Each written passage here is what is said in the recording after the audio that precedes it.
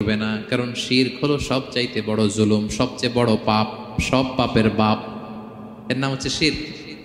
এর চেয়ে বড় পাপ হতে পারে? পাপের জগতে যদি র্যাঙ্কিং করেন নাম্বার ওয়ান, সবাই সবাই নাম্বার ওয়ান।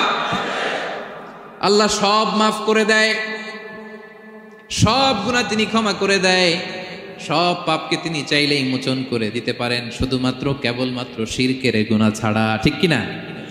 ইন্নাল্লাহা লা ইয়াগফিরু আন ইউশরাকা বিহি ওয়া ইয়াগফিরু মা দুনা যালিকা লিমান ইয়াশা। আল্লাহ তাআলা চাইলে সব গুনাহ তোমার ক্ষমা করে দিতে পারেন, কেবলমাত্র শিরকের গুনাহ ছাড়া। এটা ক্ষমা করে না, কারণ এইটা আল্লাহকে অপমান করার শামিল। ঠিক কিনা? আল্লাহর উদাহরণ বাদ দেই, আপনার বস যে আপনাকে খুব ভালোবাসে, যে আপনাকে